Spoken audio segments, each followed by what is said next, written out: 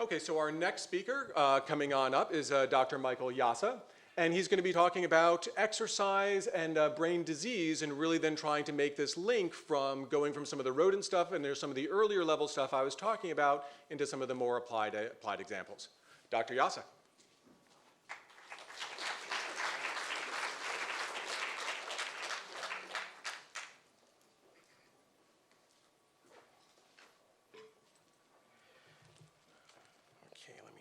Switch here also.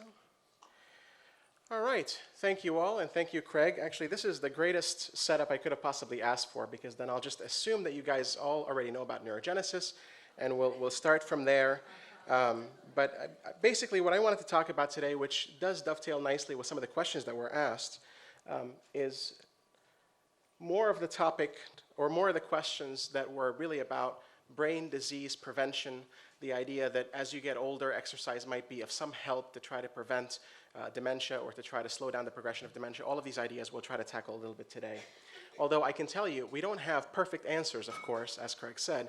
We do have some answers from clinical trials and things like that, and I'll try to highlight some of that today.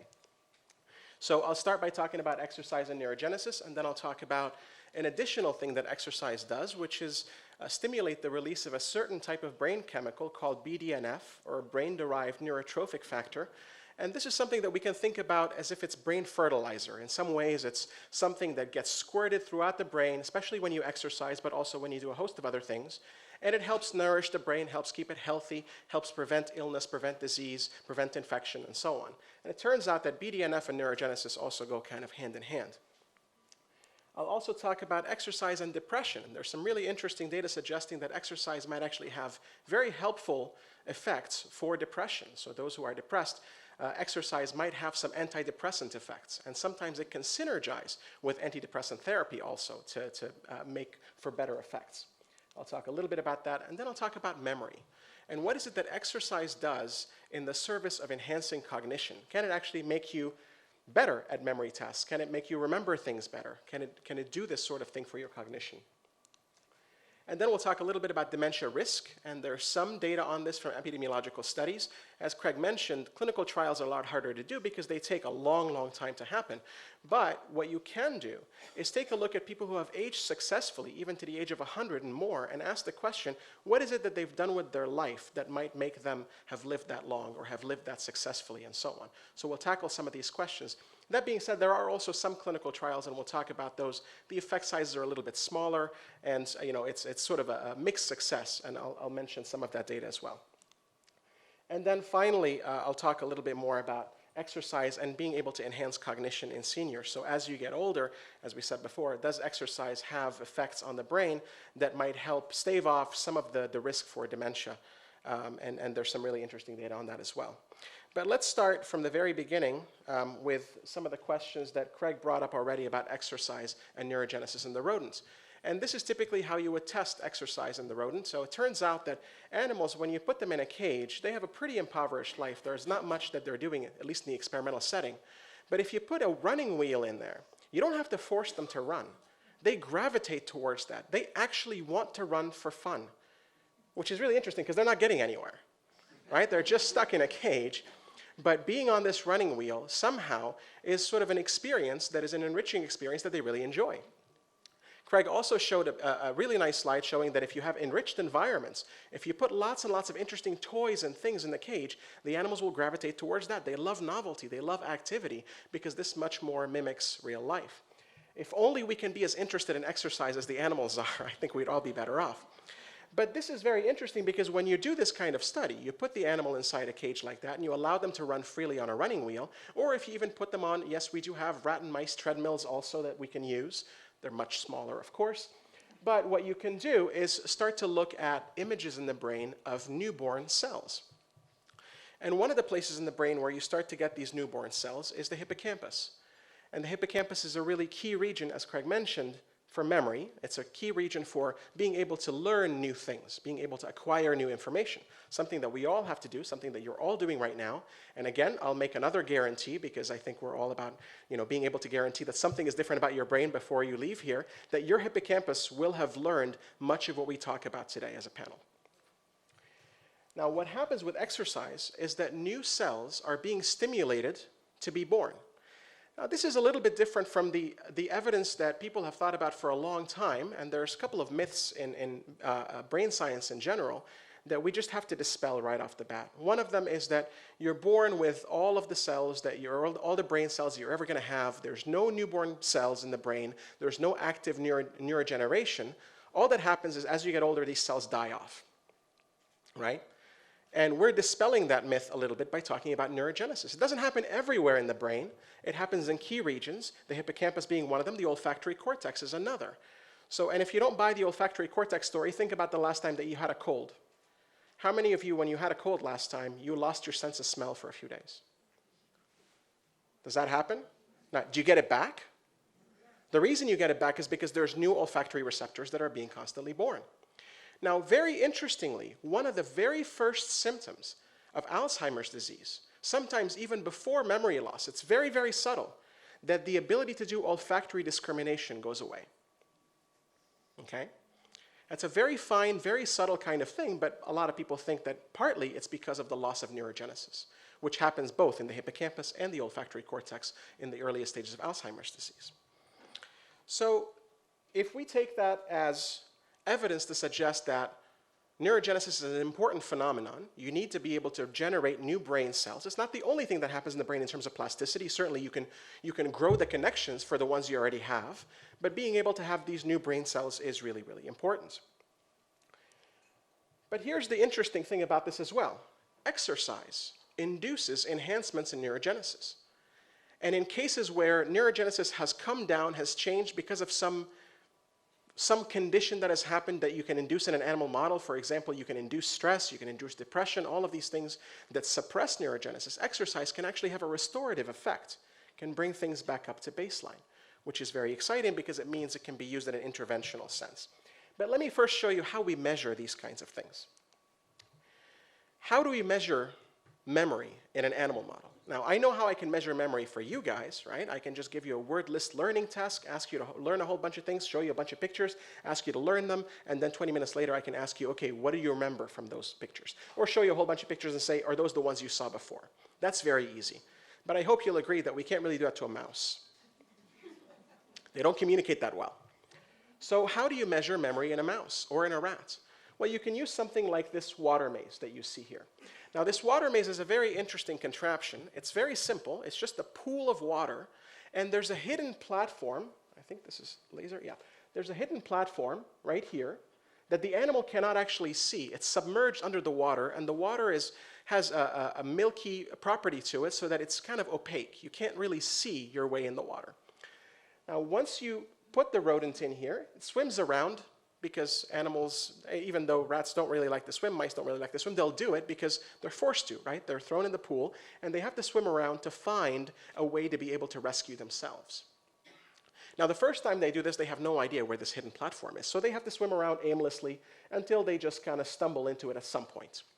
But after a whole bunch of learning, now something very interesting happens. You drop the mouse or the rat in there, and they immediately are able to home in on that position where the hidden platform is, and they're able to rescue themselves very quickly. Now, the way they do this is by looking around the environment during the learning process and being able to learn certain cues around the environment, okay?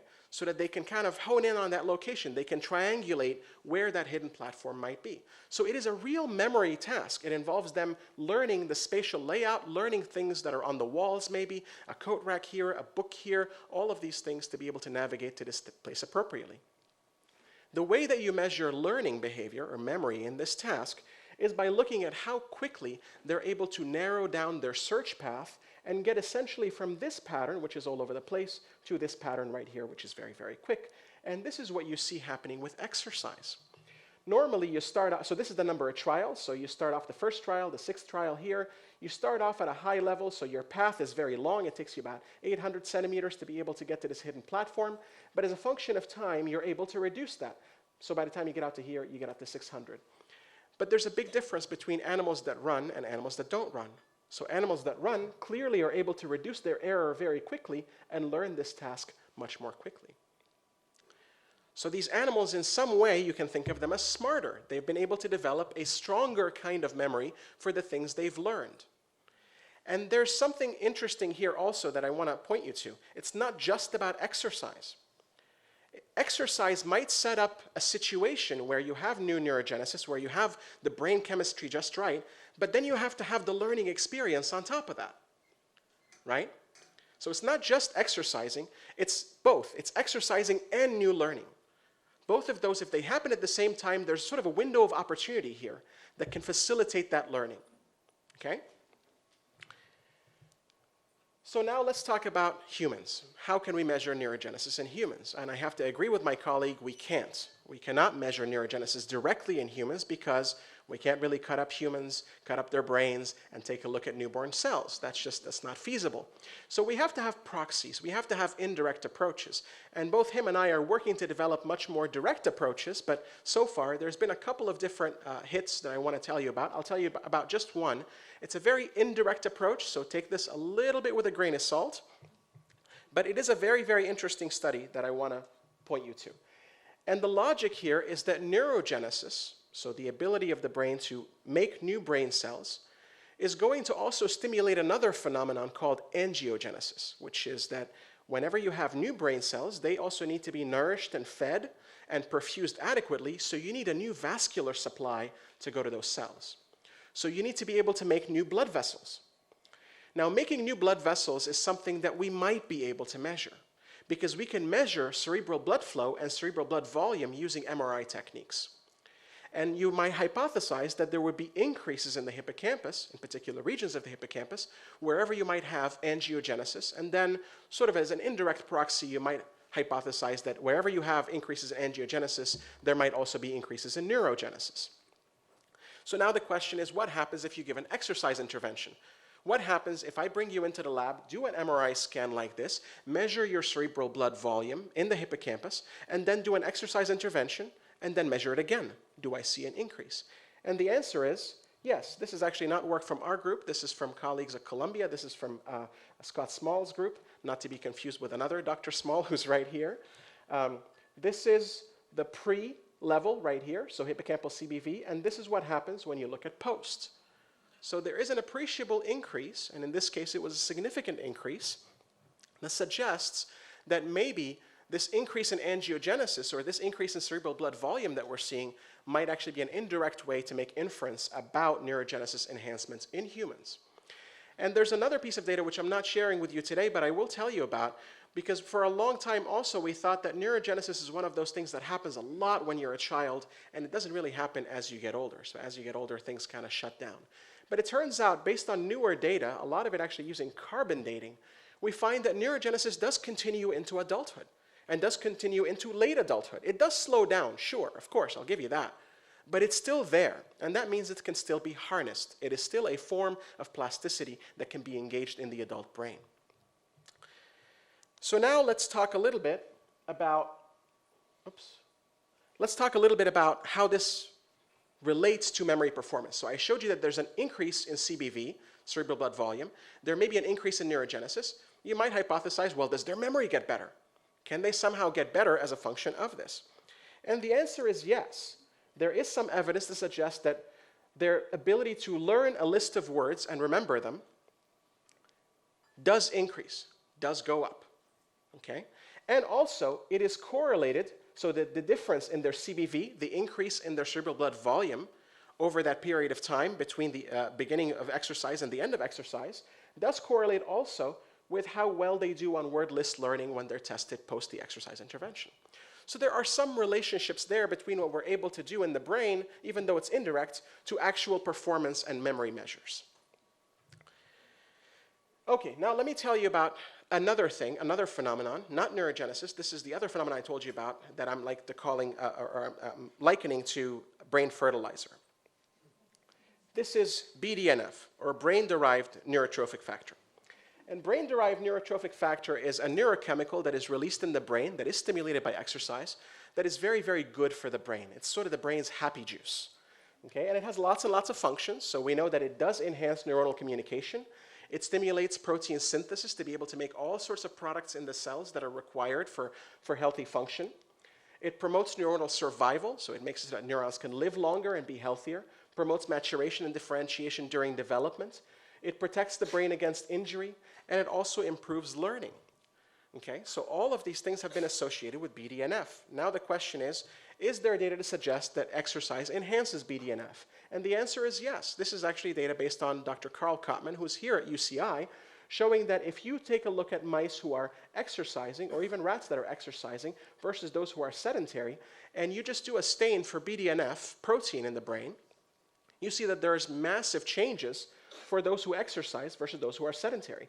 And it may look more subtle here, but you can see that there's a much larger stain here. You can see even in the area CA1, there's lots more of this stuff than there is in the sedentary animals. And of course, you can quantify this by looking at BDNF protein, and you also see that sedentary versus exercising animals, there's a big difference.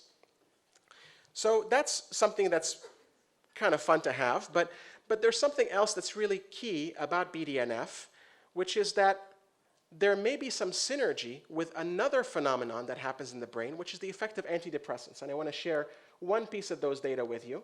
So if you take a look at BDNF mRNA, which is the precursor to making BDNF protein, and you compare 4 different groups. One is just the control animals. So everything is as a percent of control, so controls are at 100%, and now we're looking at increases from there. You can look at animals that are treated with antidepressants, and you can see that there's an increase in BDNF. You can look at animals that exercise, and you can see that there's an even bigger increase in BDNF. But if you combine the two, there's an even bigger increase. Now, why might you give an animal antidepressants? That's a great question. But in those animals, they're using a depression model. So you can actually induce stress in an animal model to simulate depression in humans. Okay? But the nice thing about this is that there's synergy between taking something like an antidepressant and exercising, and both of those seem to work together to increase BDNF release in the brain. And that's a very, very healthy thing to have as well. So, now let me tell you about some more human data that we've done. This is an exercise intervention in humans based on a very, very mild change, in your oxygen consumption, or a very mild change in your exercise, and I'll show you how much of an appreciable benefit you might get to memory. So the way that we typically measure oxygen consumption is using something called VO2 max. And the way that you do this is that as you increase your exercise intensity, you can see that there's increases in your oxygen consumption, but at some point that levels off. You can think of that as the maximum amount of oxygen that you can consume. And you can titrate your exercise intervention as a function of percentage of VO2 max. So something like 30% of VO2 max is very mild exercise. You can think of that as a brisk walk. Now the question is, let's say I do an intervention with something like 30% of VO2 max. Can I actually see enhancements in memory? And the task that we used here is a task that involves looking at images, pictures of everyday kinds of objects, and then later on being shown some of the same objects, some completely new ones, and some that are similar but not identical. So this picnic basket versus that picnic basket. And this is kind of, it's a subtle detail, and we're asking you to make very subtle or very precise memory decisions to be able to say, is this the same one that I saw before, or is it slightly different from the one that I saw before?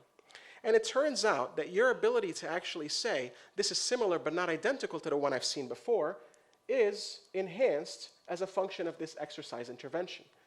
Okay? So whether you exercise people or you just have them go through a rest condition was related to how much memory performance enhancement that you can get. This is work that was actually done in Hideaki Soya's lab, which is a group in Japan. They've been doing phenomenal work on this. We actually have a representative from that group here who just has joined my lab for about a year. And this was something that was facilitated by our exercise and sports medicine initiative here. So it's very, very exciting data, and that should be out very, very soon. Now, I do also want to show you that exercise in and of itself, if you take a look at just globally how much exercise you have over time, there is a relationship with hippocampal volume. So the brain does seem to grow certain regions of the brain in response to exercise. Okay? Now there's a little bit of a chicken or the egg problem here. What happens first? Maybe people with larger hippocampi are the ones that like to exercise. We can't rule out that possibility, but there is definitely a correlation between those two. Now, the final story that I want to tell you about is actually a summary of data based on the trials and the work that has been done in senior citizens to try to figure out if exercise has healthy benefits. And I think this will go back and answer some of the questions that were asked earlier. So what do we know from these trials? We know that a one-year randomized clinical trial, so this is an exercise intervention, does result in significantly larger hippocampi and better memory. In this case, they use spatial memory measurements, but they do show enhancements in memory. They also show that among those who are physically fit versus those who are not, they have larger hippocampi. So those who are physically fit seem to have larger hippocampi. So again, so there's a little bit of a chicken or the egg problem, but this one was a much more directed manipulation. So it does seem like the exercise was what resulted in that enhancement. We also know that imaging studies have shown improved brain connectivity after an intervention of about 6 to 12 months. We know that both aerobic and strength training do show positive effects, although their effects on different kinds of cognitive tests are slightly different.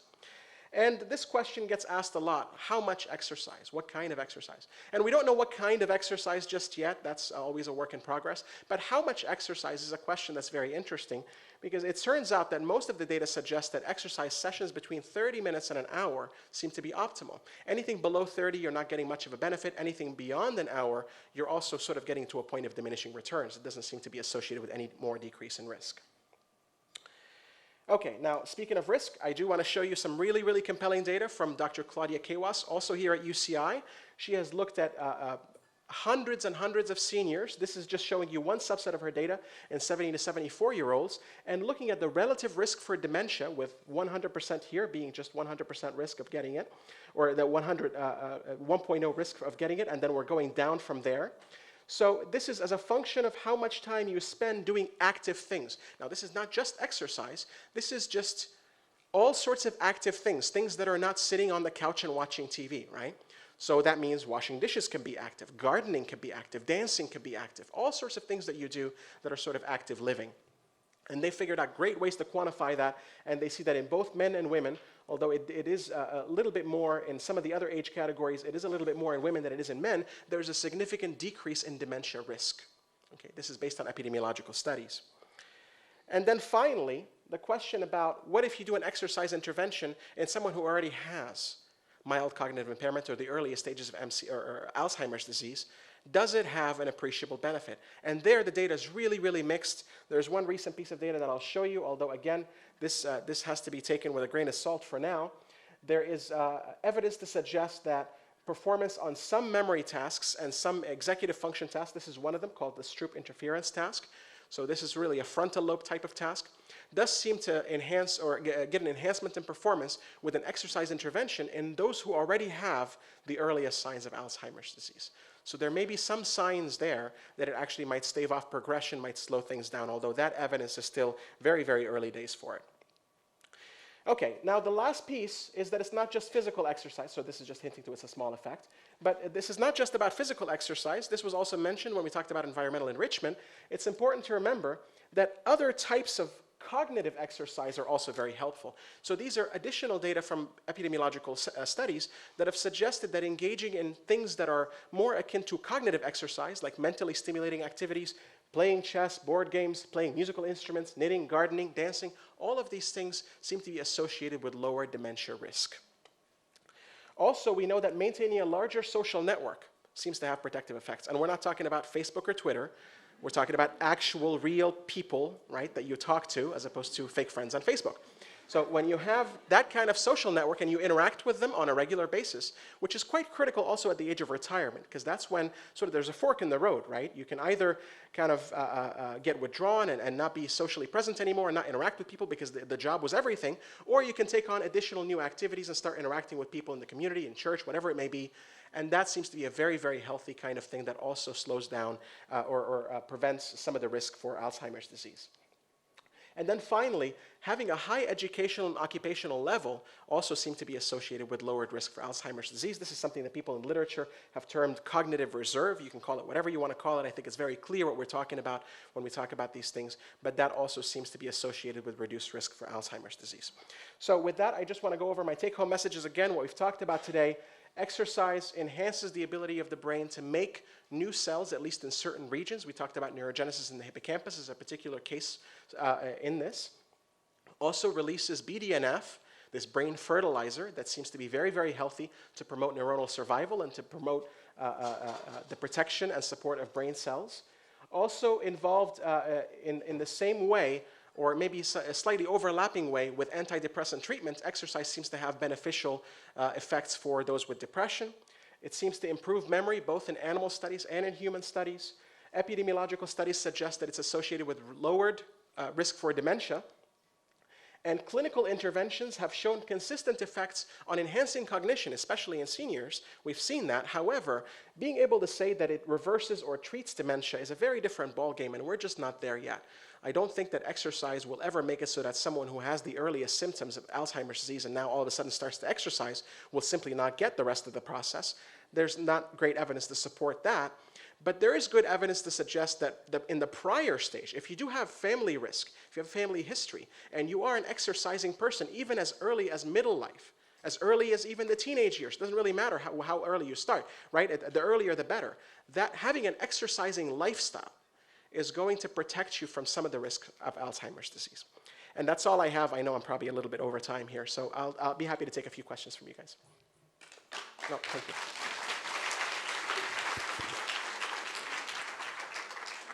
Yes. We talk about oxygen, we talk about moving, the quality, how we breathe and how we move. That's a great exploration in itself because who we're paying our attention is empowering ourselves. I know you haven't really overlapped that, but has there been any sight lines where you're going with that?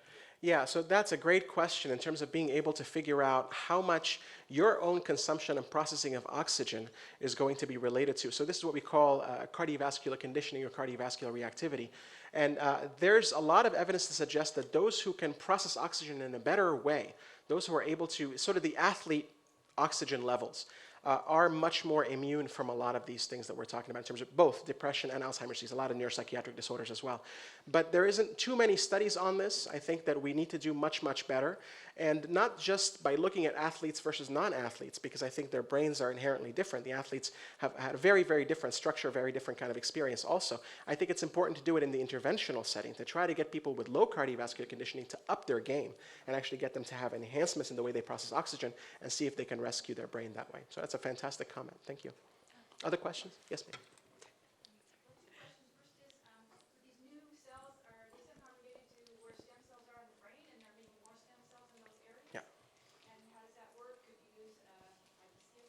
Uh-huh, uh-huh.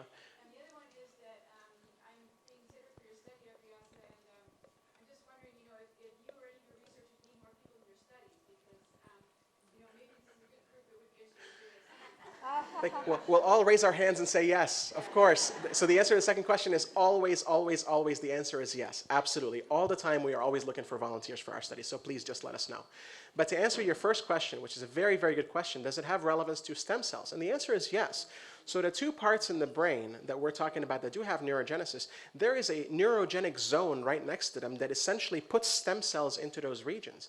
And the idea that you might be able to use stem cell therapy, like the iPS cells, the induced pluripotent cells, to be able to replace some of the cells that might die off or might actually have a decline in neurogenesis as a function of disease is a very compelling idea, although I think we're still in early days for that. It seems to work in a lot of animal models, and actually there's wonderful work here at UCI on this platform, but we're not there yet with humans. One of the things I will mention at UCI is our Alzheimer's Disease Research Center has the only core in the country that is an induced pluripotent stem cell core. So it is a stem cell core that is directly devoted to answering that exact question that you have.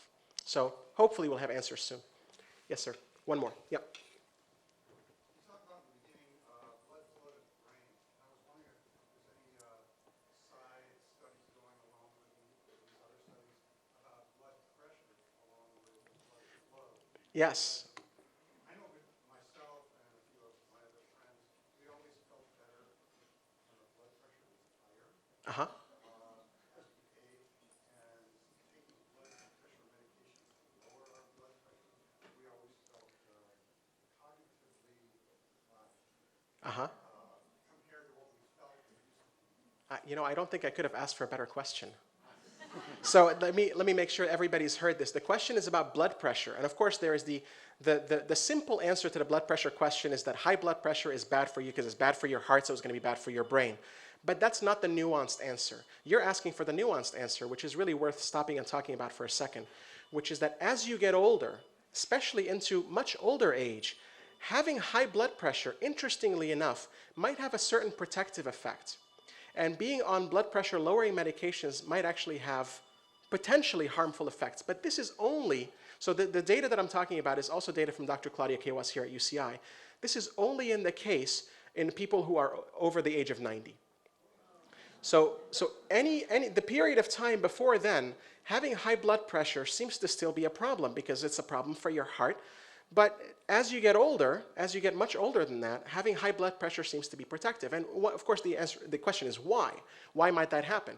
And of course, as you get older, and I'm sure Dr. Small can address this question as well, much better than I can, but as you get older, there is a stiffening that happens to the arteries, and it becomes a lot harder to pump blood through them. So actually having a higher blood pressure might allow you to perfuse the brain more adequately, especially in much older age. But again, this is very recent data. It's still very early days. It's not time yet to be able to make medical recommendations based on this. If you're on any medications, please don't stop taking the medications based on my advice. This is not, I will leave it to Dr. Small to give you the medical advice. And thank you guys for your time. Appreciate it.